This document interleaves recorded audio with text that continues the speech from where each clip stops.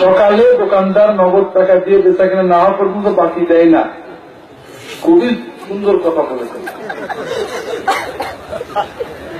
আল্লাহ রাসূল সাল্লাল্লাহু আলাইহি ওয়াসাল্লাম বলছেন, আত্মীয়ারত শিরকুন, আত্মীয়ারত শিরকুন, আত্মীয়ারত, অশুভ অযাত্রা অমঙ্গল বিশ্বাস করা শিরক। তাহলে সকালে বাকি নিলে সারাদিন বাকি, এই চিন্তাটাই শিরক। আর এটা ইন্ডিয়া ছাড়া কোথাও নেই।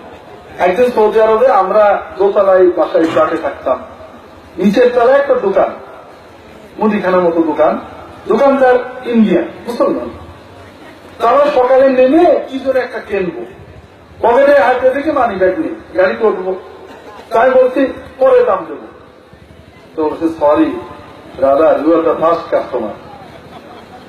ইন্ডিয়ান তো, ইন্ডিয়ানরা কেরালা ওইদিকে ইংরেজি বলে বেশি। ভাই সরি, তুমি প্রথম কাস্টমার, একেবারে বাকি দিচ্ছে।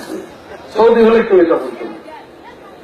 বিষয়টা হলো, এটা হলোই বৌলি, এটা একেবারে হিন্দু আনিস শিরক বিষয়।